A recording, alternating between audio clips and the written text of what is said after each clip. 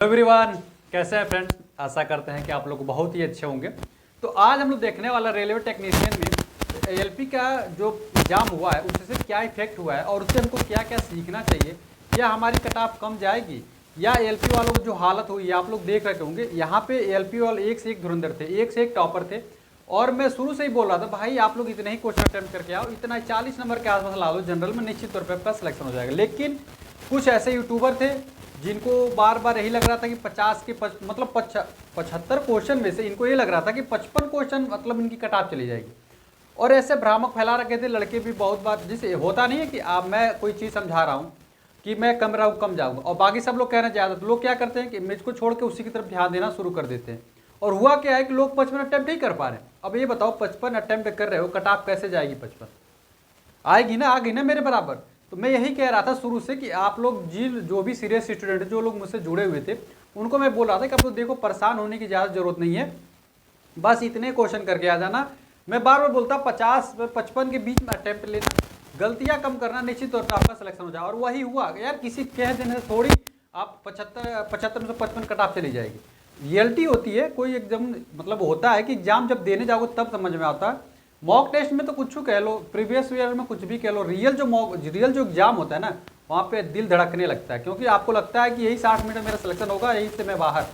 तो आपको एएलपी में सबकी हालत ख़राब हुई। आप लोग भी अगर एएलपी में कुछ लोग दिए होंगे तो आपको भी पता चल ही गया होगा कि क्या कंडीशन रही है एएलपी में।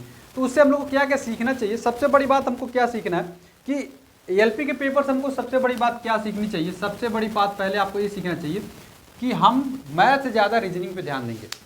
आप लोगों को क्या करना है कि मैथ को भी पढ़ना है, थोड़ा सा कम टाइम दीजिए, रीजनिंग पे ज़्यादा से ज़्यादा फोकस करिए। रीजनिंग की क्या होगी कि रीजनिंग में थोड़ा सा क्वेश्चन आ रहे हैं, पजल के आ रहे हैं, सिटिंग अरेंजमेंट के आ रहे हैं, ब्लड रिलेशन के आ रहे हैं, मतलब कैलकुलेटिव टाइप में रीजनिंग आ रही है। तो थोड़ा सा इसका अच्छे से प्रैक्टिस करके जाइए। डायरेक्शन के ठीक ठाक क्वेश्चन आ जा रहे हैं और कहने का मतलब कि सीरीज जो होता है उसके अच्छे क्वेश्चन आ रहे हैं, कैलकुलेटिव टाइप में आ रहे हैं। तो पजल वगैरह का थोड़ा सा अच्छे से मतलब ले लीजिए कहीं से, अभी अभी आपके पास टाइम है, बाद में अभी डिस्कस करते हैं कट ऑफ कितनी जाएगी। एएलपी वालों को भी मैं जो बताया था उतना ही जाएगा और आप लोगों के लिए भी जो बताता हूँ शुरू से उतना ही जाएगा, उससे ज़्यादा कतई नहीं जाएगा। मैं साफ तौर पर बोल रहा हूँ, भले और कोई चिल्ला चिल्ला के कितना भी बोले, ठीक है। तो इतना आप कर लेंगे। रीजनिंग बहुत ही इंपॉर्टेंट है। रीजनिंग में कैलकुलेटिव टाइप में क्वेश्चन जो आ रहे हैं उनको करना ही करना है। अल्फ़ाबेट तो ये आप लोग कर ही देंगे, सब कोडिंग डिकोडिंग सब सिंपल होता है, लेकिन पजल आप अच्छे से पजल सॉल्व करके जाइए। रैंकिंग सॉल्व करके जाइए। सिटिंग अरेंजमेंट अच्छे से तैयारी कर लीजिए। अभी आपके पास टाइम है, ठीक है, अभी आपको परेशान होने की ज़रूरत नहीं है। और मैं बार बार बोल रहा हूँ आपकी भी कट ऑफ ज़्यादा नहीं जाएगी, समझ रहे हो। तो यही मैं कह रहा था। उसके बाद से आपको करना क्या है, सबसे बड़ी बात कि आपको रीजनिंग पे ध्यान देना, मैथ से भी ज़्यादा, क्योंकि सबसे ज़्यादा जो लड़के परेशान हो रहे हैं ना मैथ से भी ज़्यादा रीजनिंग में परेशान हुए हैं। तो मैथ तो पढ़िए ही पढ़िए, मैथ जो भी आप तक आज तक पढ़ाई किया वो मैथ पढ़िए, लेकिन मैथ के अलावा आपको रीजनिंग पे ज़्यादा फोकस करना चाहिए। रीजनिंग अच्छी लेवल की आएगी, ठीक है, ठीक ठाक लेवल की आ रही है। रेलवे में रीजनिंग हमेशा ठीक ठाक लेवल की रही है। उसके बाद से थोड़ा सा आप साइंस के बाद से मैथ आ रहा है, ठीक है। यानी सबसे ज़्यादा ध्यान आपको यहाँ पे देना है, रीजनिंग पे सबसे ज़्यादा ध्यान देना है, साइंस पे उसके बाद देना, और सबसे मतलब एक तरीके से देखा जाए कम ध्यान आपको मैथ पे ही देना है, ठीक है। मैं साफ तौर से बोल रहा हूँ आप लोगों को मैथ पे थोड़ा सा कम फोकस करिए, क्योंकि मैथ नॉर्मली आपको आती है। अगर मैथ के 25 क्वेश्चन आएंगे ना तो 25 में से आप आसानी से 15 क्वेश्चन अभी ये कर लेंगे। अभी मतलब कुछ भी तैयार जिसका नहीं होगा देखें 15 क्वेश्चन आप आसानी से फट से कर जाएंगे। हम तो कह रहे हैं कुछ क्वेश्चन 25 में से 20 क्वेश्चन भी कुछ लोग अटेम्प्ट कर लेते हैं, लेकिन समस्या कहाँ आ रही है, साइंस और रीजनिंग में। आपका अगर यहाँ पे 25 में से 20-15 आ रहा है ना तब भी आप ठीक है, लेकिन तब भी आप रीजनिंग की तरफ जाइए। रीजनिंग आपकी सही नहीं हो रही, सारे लड़के रीजनिंग में फंस जा रहे हैं। मैथ तो ठीक है, मैथ में पढ़िए, 25 में से 20 क्वेश्चन लाइए, कोई दिक्कत नहीं है, लेकिन रीजनिंग आपको अच्छे करके जाना है, ठीक है। तो ये सारी चीज़ें। साइंस में आपको क्या क्या पढ़ना है, सबसे बड़ी बात बताते हैं, आवर्त सारणी आप लोग बिल्कुल पढ़ के जाइए। आवर्त सारणी में लापरवाही नहीं होनी चाहिए। आवर्त सारणी अच्छे से आपकी कंप्लीट होनी चाहिए। आप जो मुझे रेगुलर देख रहे हो तुमने सारी चीज़ आपको बता रखी है साइंस में क्या पढ़ना है। उसके बाद से आवर्त सारणी जब खत्म कर लीजिएगा उसके बाद से आपको ऑप्टिक्स पढ़ना है। ऑप्टिक्स खत्म करने के बाद से साउंड, ठीक है। ये फिजिक्स के इंपॉर्टेंट चैप्टर इनको आप लोगों को पहले खत्म कर लेना है।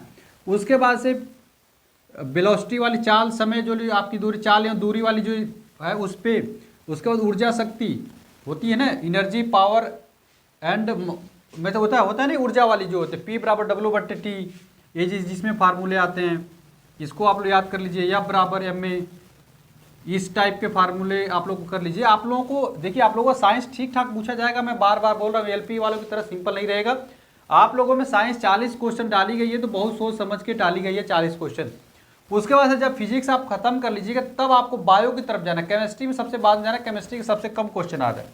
तो बायो में जाएंगे तो पर्यावरण परिस्थितिकी पढ़ लीजिए, जैव पादप पढ़ लीजिए, प्लांट किंगडम पढ़ लीजिए, ठीक है। उसके बाद नौ तंत्र जो होते हैं, नौ तंत्र पढ़ लीजिए, उत्सर्जन पाचन परिसंचरण तंत्र, उत्तक पढ़ लीजिए। उत्तक तो हमेशा बहुत ही इंपॉर्टेंट होता है, अरेखित उत्तक, रेखित उत्तक जो इंपॉर्टेंट है, संयोजी उत्तक ब्लड होता है जो। तो इस टाइप के आपको सवाल अच्छे से कवर करके जाएंगे, और आपको पढ़ने के लिए कुछ नहीं करना है, आप NCERT पढ़ लीजिए कहीं से, या तो मैं तो सबसे सिंपल एक बुक बताता हूँ, वो बुक है लूसेंट। लूसेंट अगर आपके पास बुक है साइंस वाली, उसी को पढ़ लेंगे ना, हर टाइप के सवाल लूसेंट से आ रहे हैं। ये तो मैं शुरू से ही बोलता हूँ कि आपको लूसेंट के अलावा और किसी टीचर भरोसा करना ही चाहिए, लेकिन लूसेंट आपके पास है तो सबसे बेस्ट है। मैं खुद लूसेंट से पढ़ाई किया हूँ, और नहीं है तो आप कैस के झा से लिए होंगे, साइंस मैग्नेट नीरज सर से लिए होंगे, काजल मैम का लिए होंगे, कहीं से लिए हो, उसको पढ़ाई करिए। साइंस बहुत इंपॉर्टेंट है। अम्ल क्षार एवं लवण, आपको इसमें एक चैप्टर है अम्ल क्षार एवं लवण, ठीक है। उसके बाद से हम देखेंगे, उसके बाद से आपको क्या याद करना है इसमें, उसके बाद से केमिकल रिएक्शन को थोड़ा सा बैलेंसिंग करना सीख लीजिए। केमिकल रिएक्शन जो केमिकल रिएक्शन उसको बैलेंसिंग करना सीख लीजिए। उसके बाद से आप लोग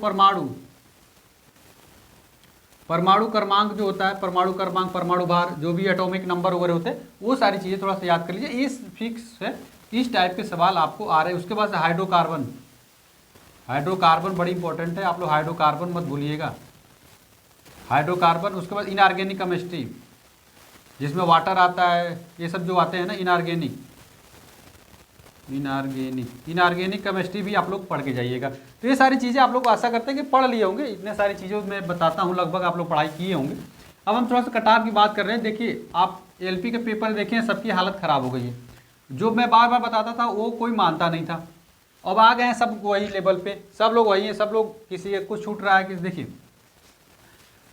सबसे पहले अगर जनरल की हम बात करते हैं ना, अब जनरल की जो कटाव जाएगी, बार बार मैं बोल रहा हूँ, अगर PCM में है ना, PCM फिजिक्स केमिस्ट्री मैथ में 12th लेवल पे आप हैं, तो जनरल की जो कटाव जाएगी ना भाई, इसमें ये 85 के पास ही रहेगी, 85 प्लस, ठीक है, 85 प्लस रहेगी। देखिए बात क्या है ना कि PCM कैटेगरी में इस बार मात्र 1400 वैकेंसी है, और पिछली बार जो वैकेंसी थी वो 5600 थी। तो अब कतई ये हम किसी भी तरीके से, चाहे पेपर सिंपल हो या आसान हो, अगर 5600 थी तो हर जोन की 80 प्लस कटाफ चली गई थी। हर जोन की, किसी भी जोन की 80 से कम कटाफ नहीं गई थी। सबसे कम अहमदाबाद की थी, वो गई थी। अगर आप 85 प्लस टारगेट लेके चलोगे तो 80 नंबर भी ला लोगे तो निश्चित तौर पे आपका सिलेक्शन हो जाएगा। OBC का देखा जाए, OBC वालों को 80 मान के चलना, 80 प्लस ही उनकी कटाफ जाएगी। अगर वो 75 भी लाते हैं तो निश्चित तौर पे उनका सिलेक्शन हो जाएगा। उसके बाद EWS वालों का भी तो सेम ही रहता है, EWS 80 प्लस ही रहेगा, 75 पिन का भी सिलेक्शन हो जाएगा। ये PCM 12th लेवल वाले की मैं बात कर रहा हूँ। उसके बाद से SC कैंडिडेट जो भी होंगे वो अपना इसी में से 75 प्लस रखेंगे, तो उनका अगर 70 भी आता है तो भी कोई दिक्कत नहीं है, उनका हो जाएगा। ST कैंडिडेट का थोड़ा कम जाता है, ये आपको भी पता है, 70 यानी कि 65 के आसपास इनका आ जाएगा, तभी भी इसमें हो जाएगा। लेकिन कहने का क्या मतलब है, क्या इतना सच में इतना कट ऑफ कम जाएगी? आपको ऐसा लग रहा होगा कि भाई सच में इतना कट ऑफ कम जाएगी। देखिए, ये तो आप नंबर लाएंगे, फिर उसका परसेंटाइल निकाला जाएगा। और बार बार कहने का क्या मतलब है कि मैं बार बार अपने स्टूडेंट से, LP वालों में भी बोल रहा था कि आप लोग भाई किसी भी तरीके से 40 नंबर ला लो, आपका सिलेक्शन हो जाएगा, कोई परेशानी की बात नहीं है। लेकिन लोग नहीं मान रहे, और यूट्यूबर क्या बोल रहे थे कि 55 कट ऑफ जाएगी। अब अटेम्प्ट ही लोग 55 करके आ रहे हैं, मतलब अब 55 अटेम्प्ट ही है तो 40 नंबर तो स्वाभाविक बात है, जो मैं कहा शुरू में ही कर लिया। और लोग परेशान भी हो गए थे बहुत ज़्यादा, समझ रहे हो चीज़ों को। कुछ लोगों का तो तुक्का में ही बाहर के आ गए, तो उसकी वजह से बहुत सारा नुकसानों का सामना करना पड़ा। तो आप लोग ये क्राइटेरिया बिल्कुल याद रखिए, PCM कैटेगरी वाले, आप लोग इतना नंबर ला लेते हैं। अभी मॉक टेस्ट में आपके इतने नंबर आ रहे हैं, कोशिश करिए और ज़्यादा लाने की। लेकिन अगर इतना आ रहे हैं तो आप निश्चिंत रहिए, तैयारी करिए, अपना वेट करिए अपने एग्जाम का।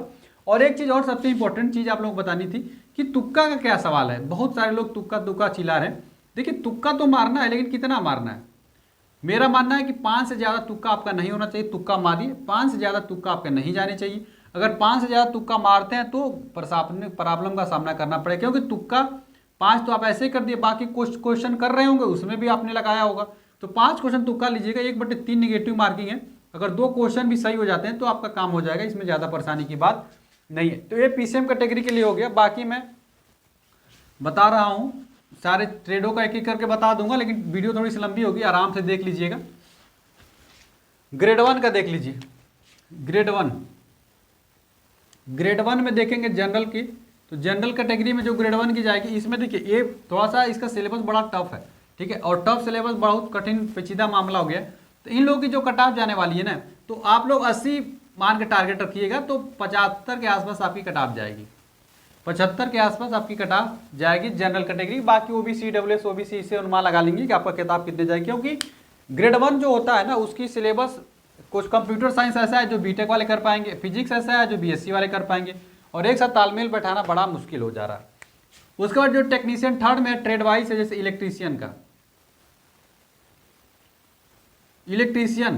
इलेक्ट्रीशियन ट्रेड देखेंगे और वायरमैन ट्रेड देखेंगे। उसके बाद से इलेक्ट्रोमैकेनिक एक ट्रेड है, इलेक्ट्रोमैकेनिक वाला ट्रेड देखेंगे। इलेक्ट्रोमैकेनिक वाले इन सब के जो ट्रेड हैं, क्योंकि ये कॉमन ट्रेड है, तो इनकी जो कट ऑफ जाने वाली है भाई, आप लोग 65 से 70 अपना टारगेट मान के चलिए। सबसे ज़्यादा कट ऑफ केवल आप ही की जाएगी, इसके बाद से फीटर वालों की जाएगी। फीटर वाले भी 65 से 70 के आसपास अपनी तैयारी मान के चलें, इसी के आसपास आपकी कट ऑफ जाएगी। और जो बार बार बोल रहे हैं 70 से कम नहीं आएगा, 75 जाएगा, 80 जाएगा, भाई वो सब गलत है, ऐसा पॉसिबल नहीं है। देखिए आप लोग ITI वाले हैं, ITI वालों इतना ज़्यादा नंबर कहाँ से आ पाएगा जब सब कुछ आप ही की तरह के लोग पड़े हुए हैं। समझ रहे चीज़ों को, तो परेशान नहीं होना, किसी के चक्कर में बहकावे में नहीं आके जाके बहुत सारा तुक्का मार के चले आना फिर आके रोना है।